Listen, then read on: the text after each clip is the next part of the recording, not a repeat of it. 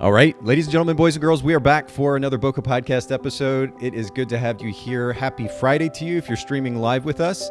And actually, if you are streaming live with us, please don't be shy. Don't hesitate to jump into this conversation. Really, come hang out with me and Sean today. Ask lots of questions. We're going to be talking about elopement photography and 3 big ideas that drive great elopement photography business.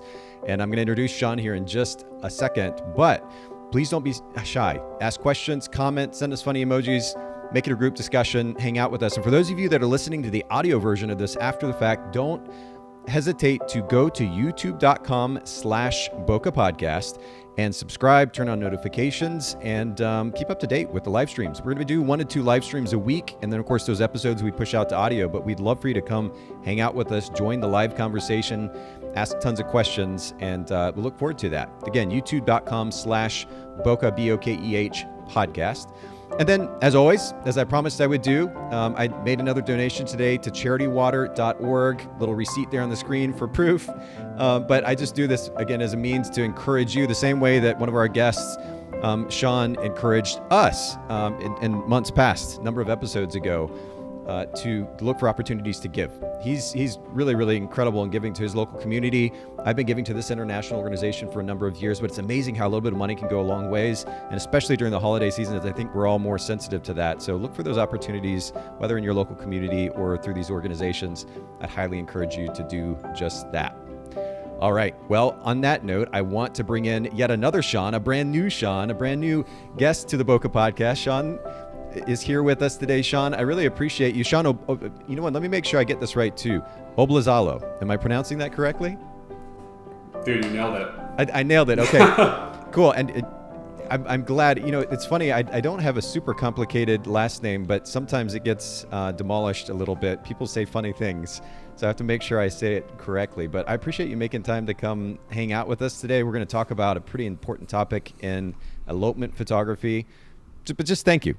Just for starters, thank you. Yeah, absolutely, man. I appreciate you having me on. Well, and I'm going to go ahead and use this as an opportunity to send everybody to your Instagram account, which Sean, your work is beautiful. Vows_and_peaks is the Instagram account. We'll link to it in the show notes at bokehpodcast.com. Your work is truly stunning, and I'm excited to kind of dig into this a little bit today. And then your website as well, vowsandpeaks.com. Again, a beautiful header image there to kind of bring everybody into the brand. But let's dig into what makes your photography brand different. Tell us what your business's brand position is. Yeah, it took me about a year to kind of figure out what my position was, and I think the biggest thing I had to tackle at the very beginning was don't compare yourself to other photographers, because when you're building a website and building a company, you're just like, the first thing you do is go look at people who are already successful. And then it took me about a year to kind of figure out, why do I want to be like other people? Like I need to separate myself and make my brand about me. And so that's what I really have done is I don't really sell myself on my photos. I sell myself on me. So when people book me, 95% of the time, people are just wanting to book me because they want to hang out with me. And I can understand it. I mean, we haven't known each other very long. We're just chatting for a few minutes before we got the episode started. But you're super chill personality, easy to have conversation with, genuinely kind. And so I can understand. People just kind of want to hang out. It's an interesting point of conversation. And I've been in the industry since we've changed. We kind of shifted from, I don't know, you put your name out there and you share your credentials and your experience, kind of like a resume almost. We transitioned from that world 20 years ago, essentially, to what we're at now, which is where photographers are much more building their brands around, like you said, who they are as an individual. But I know that there are a lot of photographers now getting into the elopement space. Is there something in particular about the way that you approach elopement photography that you could sum up in a sentence? Like if somebody was like, hey, I've found a couple of elopement photographers. I really like you, Sean. What makes your photography different? Yeah, well, I personally come from a landscape background, so landscape photography background. So I personally feel like the elopement field is kind of blown up. And so a lot of people are kind of transitioning from weddings to elopements. Yeah. So I feel like their craft and specialty for how they do elopements is completely different than how I do mine. So when you're talking about a typical wedding photographer, they might be people who like really specialize in detail shots and family things. While like me, I'm a person who like, you know, my dopamine hit is like getting up at 2:00 in the morning and hiking up for sunrise without even doing elopements. So when I'm like planning my things and stuff like that, I think like my passion for like being outdoors and hiking up and like doing these crazy things and catching alpenglow and sunrises, like that kind of resonates with people who like that's what they do in their free time. Makes so sense. I feel like I could connect with people on that level versus like, you know, wedding photographers are more crafted to like doing more traditional elements, while I'm like going out there just taking like badass like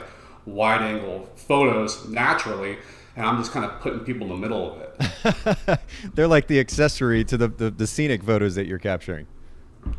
Yeah, I'm basically trying to highlight the landscape with like people in it, and so I think that's like why I naturally can compose people and put people in cool spots to look tight, because I'm taking those photos regardless if they're there or not in my brain. So I think that's kind of why I can connect with people. Do you know the photographer Sean Reeder? Does that name strike a bell? I don't. Sean is a longtime friend of mine. His Instagram is Sean ShawnReeder, Sean Reeder. Super talented landscape photographer. Just mind-blowing stuff. For anybody listening in, go check it out. But he also then photographs weddings, at least on occasion. And your kind of approach to photography very much reminds me of that. You're a scenic photographer kind of by default, and then you also happen to photograph couples, in this case, in those beautiful sceneries. And you know, again, I go back to your website. I'm going to pop it up here for those of you who are streaming live, vowsandpeaks.com. Stunning imagery, just the scenery in the background. But then, how in the world did you get these horned sheep in the picture as well? Like, how did that all go down? Dude, I get people asking all the time about like, oh, could we have like goats show up? And I'm like, look, I'm not a goat whisperer. I can't just like summon the goats. But like, dude, it was just one of those days. Like, we backpacked up to that spot, and so traditionally goats like will come out, and especially in this area of Colorado, they come out because there's a lot. They like to eat the salt, lick the salt off people's clothes, and like people will feed them, which they shouldn't do. So they've actually become like really like cool with like being around humans. Okay. So yeah, so it was just one of those lucky days where it was like this giant goat. Like, I don't even know, is it a herd? But like it was like crazy. There was so many goats everywhere.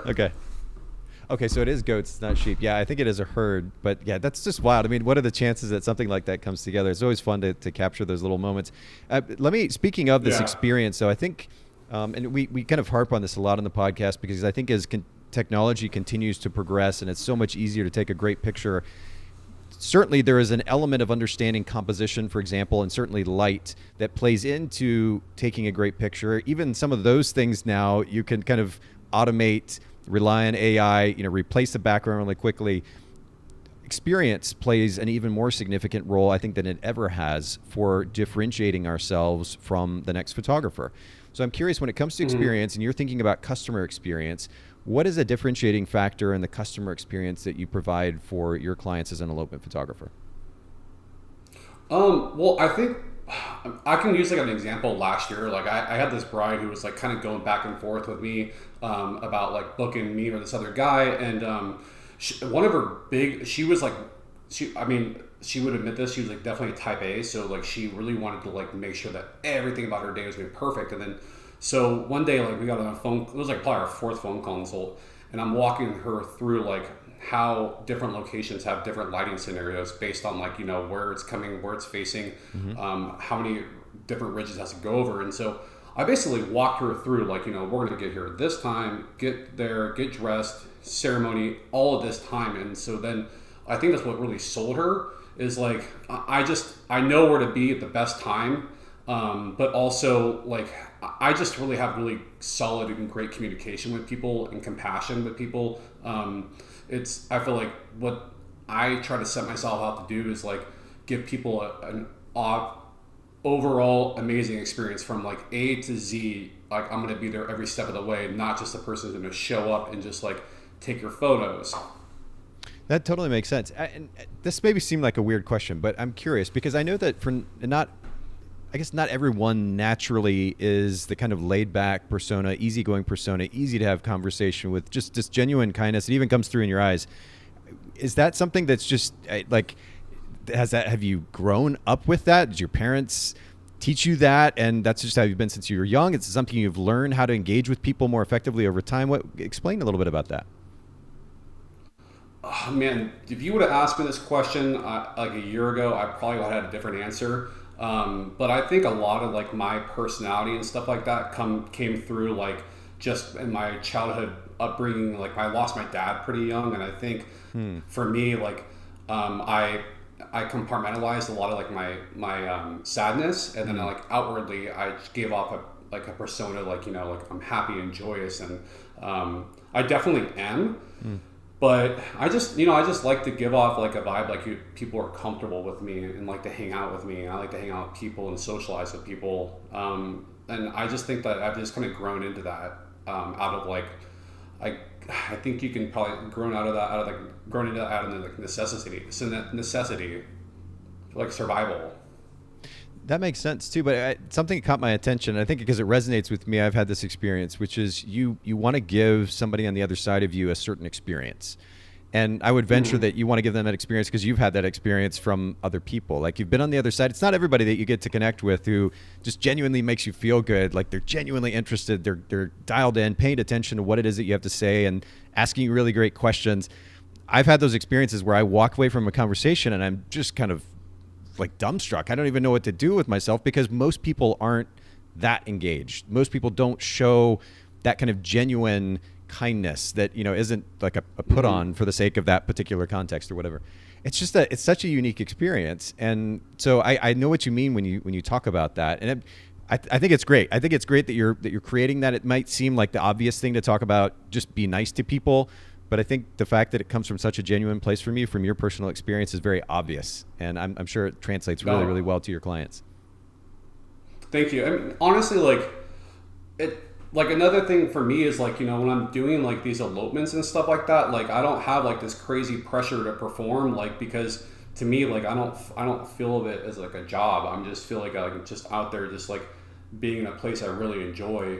And I definitely understand the magnitude of like, the day and stuff like that. But I think just like my calm demeanor and confidence and just like the situation, the surroundings, and being able to like perform like at something that might be high stressful to someone else, but not to me, like definitely helps people feel more calm and at ease. And like we're just hanging out and they're just happen to get married. just so happen to be getting married. Well, that's actually a great segue to my next question, which is about family life for you. So you're running a business, but you're also married. There's this beautiful shot on your website. And again, for everybody listening in, if you go to vowsandpeaks.com and then the About Me section, beautiful image of you and your wife. You said you got married on the cliffs of Northern Ireland, and it's just stunning imagery. But how are you learning to balance married life with running a business and kind of finding, I know that word balance is so subjective, but what does that look like for you and what's enabling you to do that effectively? Oh man. Well, I'm going to just preface by saying my wife, like she deserves so much credit because man, when I first started this business, I was working at a restaurant full time, and then I was doing this, and then I was working on my SEO during the day. So like I'd be doing like it was crazy hours, and then it was nonstop. And then even like my second full year, I did like 50 elopements, and I was gone like all the time. And then so like after that, I was like, all right, I'm gonna make my life easier. I'm gonna build a van, and I'm gonna just live in this van instead of like living in the back of my car, because I was realizing like I'm not happy sleeping in the back of a Jeep like 60 days out of the summer, And so I was like, last year I built the van, and my wife was like, after the first month, she's like, oh my God, like you seem so much happier this year. I'm like, well, because I have somewhere to sleep. I have somewhere to cook dinner. I have a fridge. Like, it's like, you have a home. And so for me, that was like a big first step. This next year, my wife is actually quitting her job in June. And so I think that's really going to help too, because she's going to be able to come along with me and do like all my trips I do and stuff like that. And just, this year I've really left the season knowing like, I need to turn inward and focus on myself and figure out like, what I can do to better my life and to make myself a better person. Wow. Okay. We could probably park there for the rest of the episode. You touched on a variety of things, but it seems like maybe just learning what environments help create a sense of calm and happiness for you, that's translated to better engagement with your wife, better presence for the sake of your work. And I can imagine too, it'd be a really, I don't know, like a interesting experience. I've had the experience myself, so I can speak from that experience, but kind of cool to look forward to the opportunity to be able to work with your partner, with your wife, and do that together. Have you all talked about how you're going to balance that, like the roles and making sure that you minimize conflict within those roles and all that wonderful stuff? Yeah. So like for example, like the first step we took in like us working together is like I get a lot of feedback on people like wanting albums, like hard physical albums. So like I was like, okay, I told her, I was like, I'm not going to have time to do this. Like, I'm being realistic. Like, and I also don't want to like half-ass this where I'm giving someone like a half-ass album. So I told her, I was like, I want you to come on and help me do this. And then so we did like test albums together, built a whole pricing page for albums. And now we're like selling albums for people because it was something people wanted. And then I told her, I was like, in June, when you quit your job, like it'd be great if you could help me do social media management. You can help me send out invoices, send out stuff for publication, all this kind of stuff. So then I could just really hone in and focus on the planning and then like the photography portion of the business. So it's been going great. I know she's really looking forward to it, and she's an entrepreneur herself, so she has a lot of like these things. I don't need to just like teach her everything. She already knows all this stuff.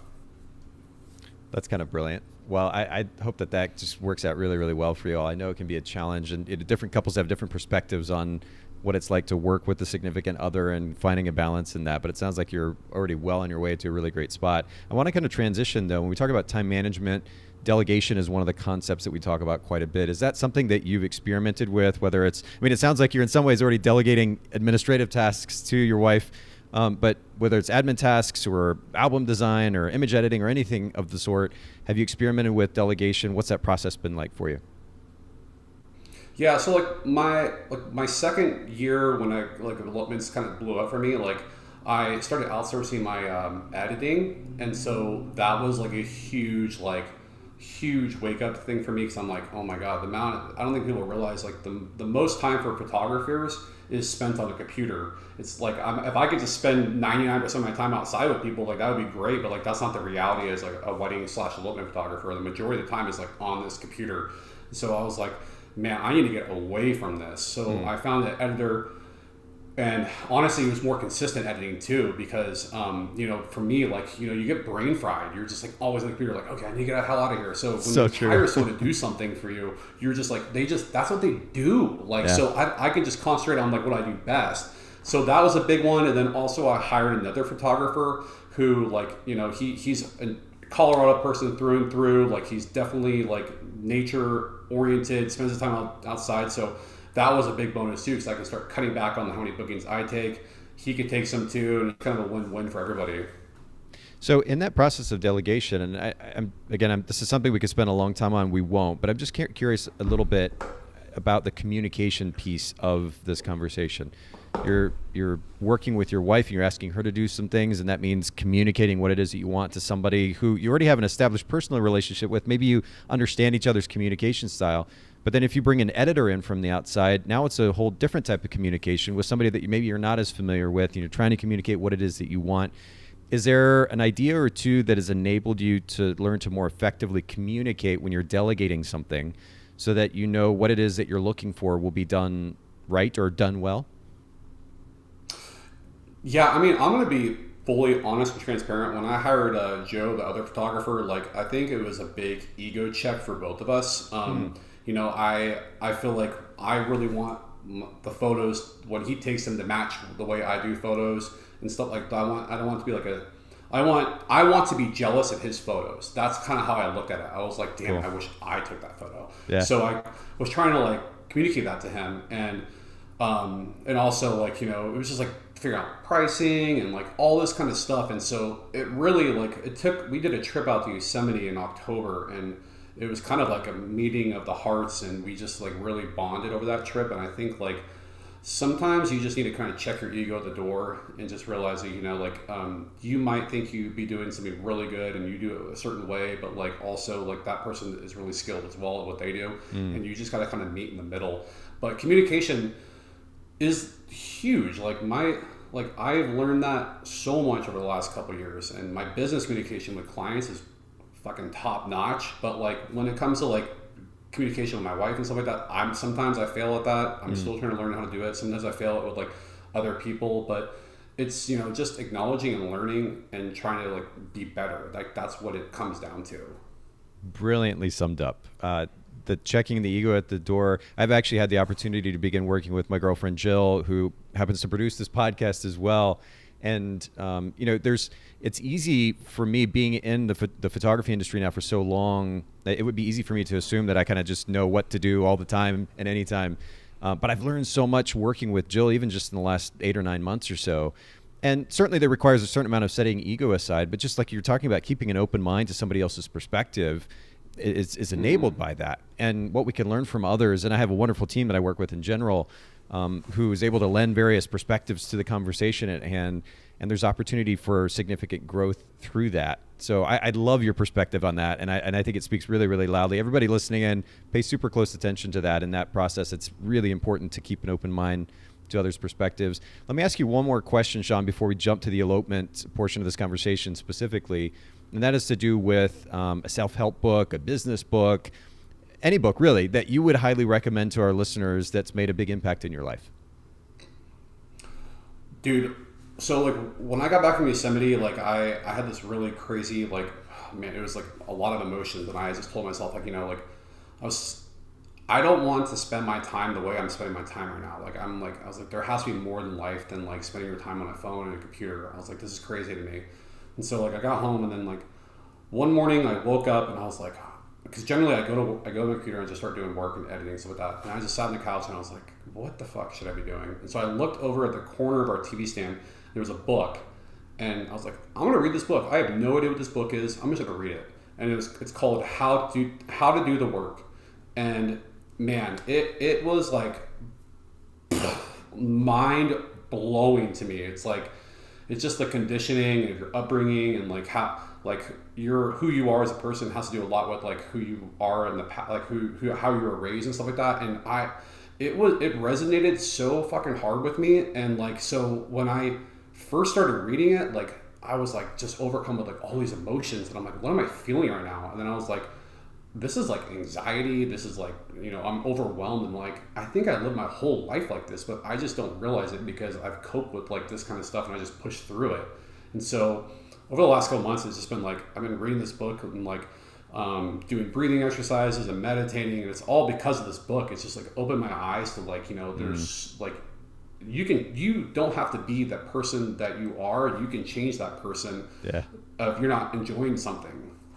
It's true. And I would even push back or like take that a step further and say, even if it's easy for a lot of times, I think, for people to say, this is who I am and I'm good with it. And that's just kind of, it's like this blinders on mentality. And I get that. Like that, I think that's actually a really great thing, because especially in this day and age, people are super insecure with who they are or who they've become, their tendencies and so forth. And not being happy with that creates a whole slew of problems in and of itself. But where I would push here is there's always opportunity for us to improve. And keeping what we were talking about, setting ego aside and keeping an open mind is such a huge component of that. But then also realizing, like you were saying, and it actually I think is highlighted in this book. I pulled it up on Amazon, How to Do the Work.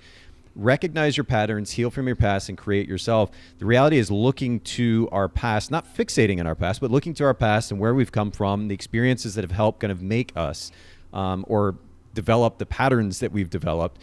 Understanding that we can undo those and switch those behavioral patterns, and ultimately switch choose to change the belief system that has formed us and become who we are. Again, I put it in air quotes because, like you said, it's so flexible, but it's helped form us to this point. We understand we can change those things and become an even better version of ourselves. And I think it's a fascinating concept, and I'm super stoked that you brought this up. I'm going to have to add to this book to my reading list as well. And we'll put it in the show notes at bokehpodcast.com. Was it a pretty tough read? Like, did you get through it really quick and just immediately start applying everything?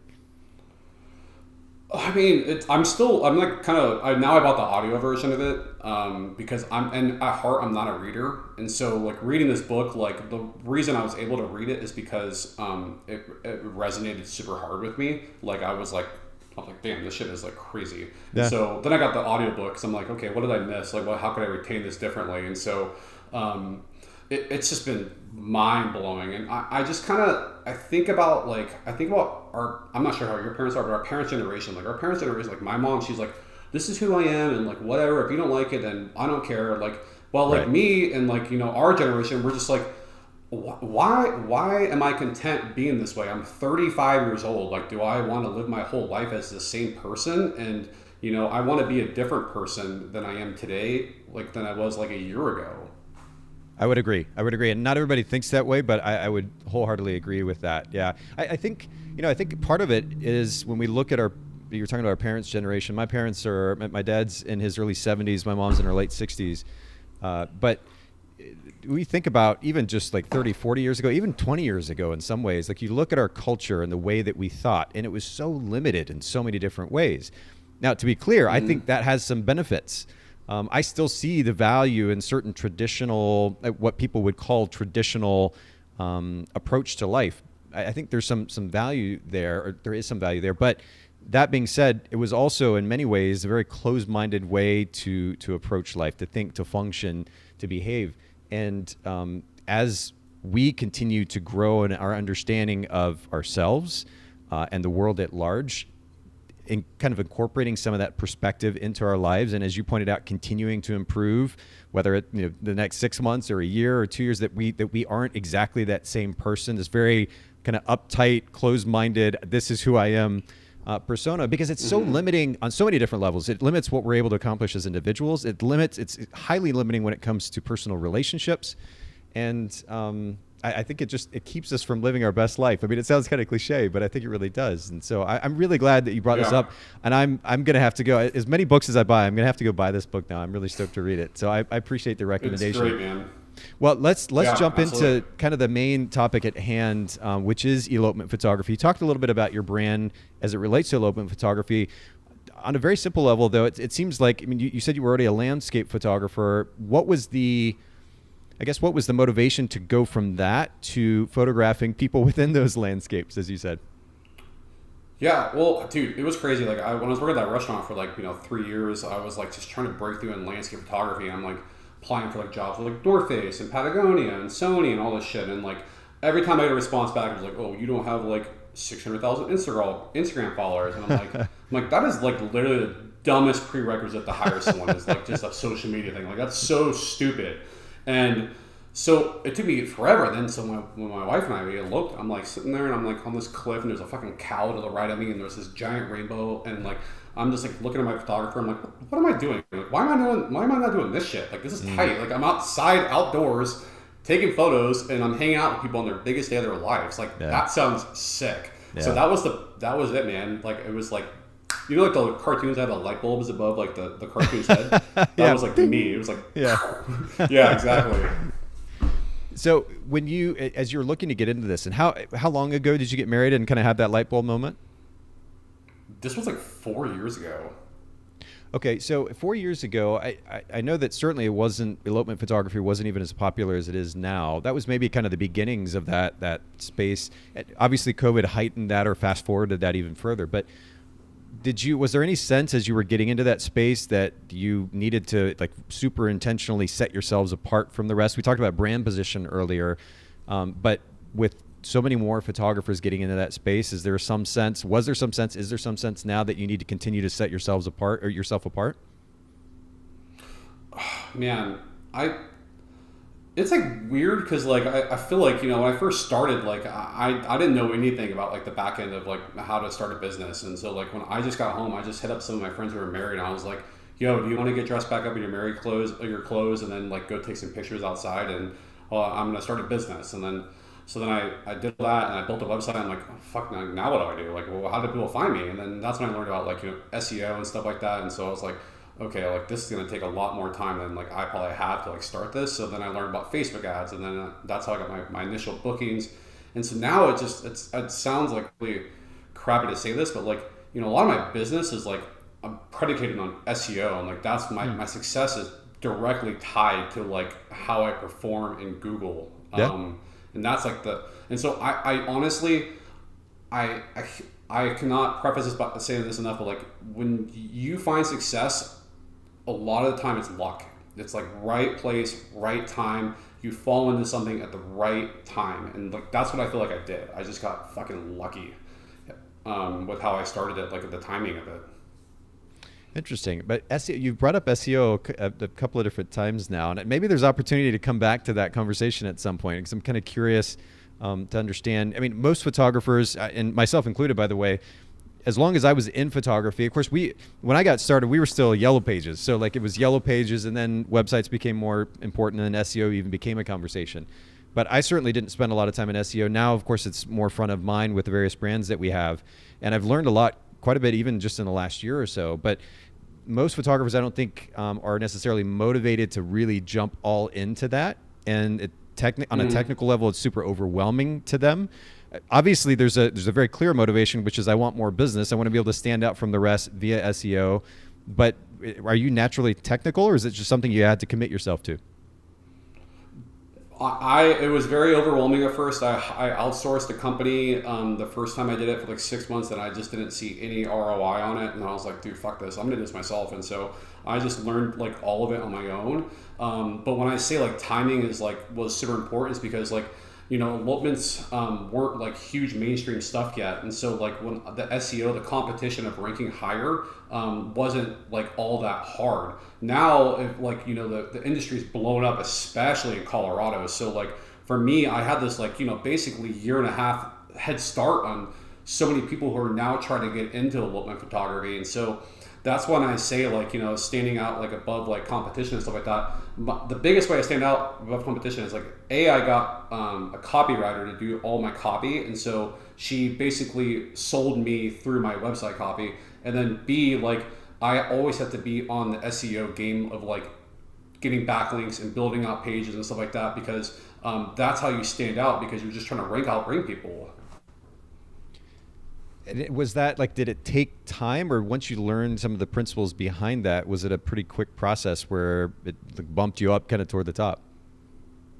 It took me like about a year to kind of like just gradually move up. Now it's like just based on trial and error, buying different courses, like somebody my stuff for publication and stuff like that. But now it's like, it's kind of like a well-oiled machine where it's just like constantly going, and it's already pretty much built out pretty well. So I think this would carry me for a little bit. I'm like a person where I find time to do stuff when other people wait to the end of the year to do their stuff. Like my work and my work doesn't stop at just taking photos. Like I'm constantly like submitting for publications, getting blog posts done. Well, like I feel like a lot of people like tend to wait until like their season's over. I'm doing that during the season. I don't want to get too far into this, but I'm curious because a lot of photographers I know struggle with time management. Is there what enables you to be that much more efficient, that much more effective? Is it just a simple choice in the end? Are you scheduling your days in such a way that it gives you a little bit more time to do those things? I'm a sicko. Okay. I just like, dude, I don't know, man. Like, I'm just a hungry person. Like, I just don't like, when I see something, I get it done, and I like, it's good, and it's also bad. But like every year when I start my business, I've always told myself, like, I want to improve on one thing each year to make the client experience better. And it was never like, my goal was never a money goal. It was never a booking goal. It was always like, what can I do this year that's going to make the experience better for them? And then this year I decided, like, you know what, I'm going to really focus on how I handle my life and my free time, and like how my happiness, because I feel like that can play into people's days if I'm like tired or like groggy or like, worn out. So I was like, this year I'm going to focus on time management and being better with my time, so I can make sure that every elopement I'm like super fresh and ready to roll. Well, I'm super impressed by that. And again, there might be opportunity to come back and even talk about that at some point if you're willing. But I want to keep going in this conversation about elopement photography, and more specifically, the three ideas that have enabled you to build the kind of business that you have. And for those of you listening in, or watching for that matter, if you go to, and I'm going to pull this up on screen, if you go to vowsandpeaks.com, actually on the homepage there at vowsandpeaks.com, scroll down, and you'll see this section here where Sean actually breaks down what makes him different than other Colorado elopement photographers. And this is kind of interesting, and I figured, you know what, it makes most sense for us just to kind of dig into each of these points in just a little bit more detail. The three kind of differentiating factors are, number one, a personalized experience, number two, excellent communication, and number three, all-inclusive experience. And we've kind of touched on each of these briefly thus far. I want to dig into each one a little bit more. In that section, for those of you who aren't live streaming with us, who can't see this, in that section about personalized experience, there's a quote, sounds like from a client, which says, "Important to note is how natural Sean makes every moment feel. His presence offered positivity, a keen sense of timing, and an overall feeling of direction. It's so incredibly obvious to us that he was born to do this. We were searching for a unique experience. We wanted adventure, simplicity, and memories we would never forget. Anybody out there looking for a similar personalized experience would be very lucky to get to work with Sean." And Sean, first of all, that's a wonderful testimony to have from a client, but I know that you already talked a little bit about what drives your effort at personal relationships with your clients. I think it's a wonderful thing and really can't be underestimated. But let's talk a little bit more about what that looks like on a super tangible level. Once you book that client, or maybe it's even in the booking process, like the initial consultation, how are you actually making this truly personal? A lot of photographers say a personal experience, but the reality is they've got this template process that they just repeat over and over and over again with their clients. And I don't know how personal that actually is. How do you really make this personal for your clients? Yeah, so I think one thing is you want to be able to listen to people and hear their needs and fulfill their needs. And that's generally, that's customer service 101 is just being able to solve a problem for people. So a lot of times I get people who come up to me with these crazy ideas or these ideas that they're like, oh, well, this is what we're thinking, but we don't know if we can do it. I'm like, dude, if you have something, just tell me what you want to do and we'll do our best to make it work. I also think it's super important to not think about couples as a content creation. Because a lot of people will try to book people to go shoot at a certain location because they want to have that on their portfolio. I never look at stuff like that. I look at people as tell me what you're looking for. What kind of scenery, what kind of landscape are you guys looking for? How many miles do you guys generally hike? Those kind of things. And I try to match it up as best I can with my experience in the different parts of the places I travel and work at. So you talked about, and I'm taking notes, by the way, in case you didn't see me with my pen here, but I'm old school on the notebook. Listen, hear their needs, and then 3 was to fulfill those needs. And you were describing how to approach conversation with the clients. Again, this may seem obvious, but I know it's not. Just based on even my own personal experience interacting with photographers, not everybody is great at being a good listener. I think a lot of photographers, you talked about ego earlier, a lot of photographers, and I've certainly been guilty of it, we bring our ego to the picture, probably not even intentionally, but we just have these ideas in our head about what should be versus kind of setting that aside and listening to the client. And as you pointed out, what their actual needs and desires are. How can we be better listeners? Do you have some advice for all of us, myself included, as to how we can be better listeners to truly hear what it is the client's saying, not just kind of, hey, what do you want to do? And then, we check out because we already know what we plan on doing anyway. How can we be better listeners? Honestly, dude, I'm a big body language person. So when I'm doing these things, and people it's a lot of stress to even if you're just hiking up and getting married somewhere, you're still getting married. And so for me, I can really read when people are feeling something, or a change of plans has to happen and stuff like that.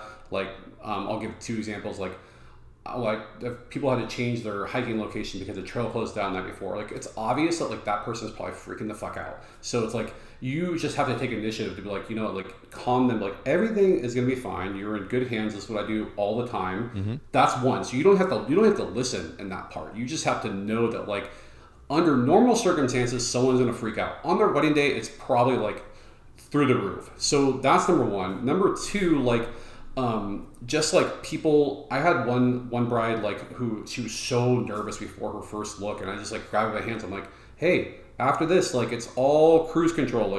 This is gonna be the biggest part of the whole day. There's a lot of anticipation, And then after this, it's you guys are gonna be just like having fun, but just enjoy this because like he's gonna think you're the most beautiful today. You'll never be able to capture the feelings he feels today, like when he sees you in this wedding dress. And so like it's just being able to read the room of like, you know, the situation, the magnitude, those kind of things. And so a lot of times it's not really necessarily listening. It's just like understanding the situation and then putting it to work. That makes sense. Okay. And I mean, you highlighted too the significance of that awareness, like really leaning in literally and figuratively to the conversation where you're highly aware of even body language, nuance in the way that they're communicating. I think that's really important to note as well. The other thing you mentioned was couples aren't, I wrote down couples do not equal content creation. And that's also something to kind of keep in mind. And I'll just kind of mention this in passing because it speaks for itself, but this is about the client, what it is that they're looking for, what it is that they want. We're not trying to make it about ourselves and our portfolio. We're making it about the client. And I think that on the other side of that, I bet the way that your clients engage with you, coupled with these beautiful locations you're recommending to them, means that you have an incredible portfolio in the end anyway. If we're dictating everything and everything's about what we want to create from this, then we're probably going to end up with a client that's not quite as relaxed, not as engaged, probably not quite as happy with the experience. And the end result isn't going to be as good as if you had focused on their needs to begin with. So I love that focus. And that really is a great segue to the next point that you make there on the site here. And I'll kind of share my screen again as well for those of you listening in or streaming or not. Excellent communication. Sean may be the most organized and detail-oriented person I've ever met. It was evident that he had a tracker timeline to manage touch points with each couple in order to ensure the perfect day.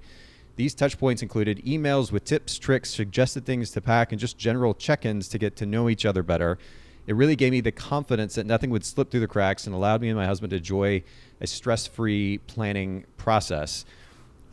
Again, I mean, it seems like you're almost a natural at this stuff, but did it take you a little bit of time to develop the workflow that they were talking about that would kind of not only guide you, but the couples through those various touch points? Yeah, it was like, honestly, like after my first year, I'm like, oh man, there has to be a better way to do this. Like there's no way that like, this is the way I should be doing things because I didn't have timelines. It was like basically just show up here, meet me here based on like when I go hiking. Like I know the light here is at this time. But then like, so like, I was like, oh man, I just need to really hone in and figure out like what I need to do. And so like, even like, remember I was saying earlier about like how you, I was trying to like improve on one thing every year. And so like communication and detail was like the main focus. Like for 1 year, I was like, okay, I'm going to make a whole email thing. I'm going to make Google Docs. I'm going to do all these things to make sure that like, I'm always prepared. They know that they're in good hands and that I'm super organized. So now I do timelines and like all those kind of things that basically will outline like, you know, their whole day. They can see it from start to finish that I'm including every single thing in there. Like you want to break a piece of glass, like because you're having like a Jewish like elopement, we're going to include that in the timeline. Like all these kind of things like just to make it personalized so it's organized too. Well, and speaking of that organization, I mean, there's this whole section that you have about the information on your elopement packages. And I know that there's significant benefit here, you know, as far as the SEO piece of it is concerned, but the amount of information that you're sharing and it's kind of not iterative, but progressive. Like you introduce them to the idea on the homepage and you build on that on this page here with how it works and some key bullet points. You've then got the Colorado Elopement Guide, which then goes into, I mean, again, talk about a brilliant SEO benefit, but just a super detailed multi-page guide or what's the word, manual, if you will, that kind of walks them through the whole process with some beautiful images stuck in there. But how long did it take you to build this out? Or have you just continued to update it as you learn more and photograph more? I think this page was built out like 3 years ago. And honestly, like I think there's two parts of this page, like, and two parts of my whole website overall. It's like three, I guess. So SEO, you want to answer people's questions. So like that's how like you can obviously like rank better and stuff like that. Like you're just trying to solve a problem for people. Number two, like people who 99% of the people I work with don't live in Colorado. So like these are all questions like I naturally get asked all the time. So like a lot of times people will just read this whole thing and like, oh man, it's super easy to get married in Colorado. Like this place sounds awesome. And then number three, like when I hired a website person like to do my copy, her name's Rachel with Green Chair Stories. So like I told her, I was like, okay, I don't want to have a website like everybody else's where it's just like tons of blocked information, but it's just basically like answering questions. I want to be precise and like to the point so people can get it, but I also want it to be fun like me. So when you're writing it, I want people to read through it and just act like I'm talking to them and hang out with them. So that was like I think that was honestly the biggest and key factor of my whole website was like, it basically sounds like me. And Rachel with Green Chair, I think we actually had on the podcast. Is that Rachel Greiman? Yes. Is that right? Okay, so yeah, anybody listening in case you're curious, episode 287, we did an episode entitled Less is More, Stand Out with Less Website Copy with Rachel. So if you're curious to learn a little bit more about website copy, as Sean is highlighting here, make sure you go check out that episode too. Man, this is incredible stuff, Sean. I know an hour is not going to be enough to dig into all of this today, but I want to keep the conversation going. All-inclusive experience. Yeah. And I know that different photographers are approaching the process of elopement photography differently. I guess some experiences are more inclusive in the sense that literally from start to finish, the whole thing's planned out. Other photographers may rely more on the couple to plan some of the details and the photographer is showing up. And then I'm sure there's something in between. In this case, on your site, the all-inclusive experience was the kind of third differentiating factor. And the quote is, "We are not from Colorado, and Sean helped us a ton by different ideas and providing other awesome vendor recommendations such as a floral and a private chef. What really set Sean apart from others was how willing he was to do what was best for us and tailor a plan that gave us the most perfect day. Sean really listens to what you need with great suggestions. Also, Sean is just a nice guy, and it's nearly impossible to feel uncomfortable around him," which definitely translated to our photos. We looked very happy and natural. And I love that my point was proven in that quote too there, just that you're setting that tone, which translates to the imagery. I think it's so important for photographers to remember that. You've already demonstrated how you take care of them with so much information through that guide that we just had up on screen. But how have you decided to approach this, or how did you make the decision as to what model you would actually implement in your business? When you decide to go to this all-inclusive experience, I mean, it's from a time and resource standpoint, it's going to be much more intense. What was the reasoning behind going that direction versus any other model? Well, so when my wife and we eloped, and looking back on this, it didn't bother us because like we just kind of work with the flow people. But like we literally just flew out to Ireland. We booked our photographer without ever even talking to her. We just emailed her like, "Hey, are you open this day? Can we come out there and get married?" And she's like, "Yeah." And so, and then we did no vendors. We did nothing. We just flew out there and did it.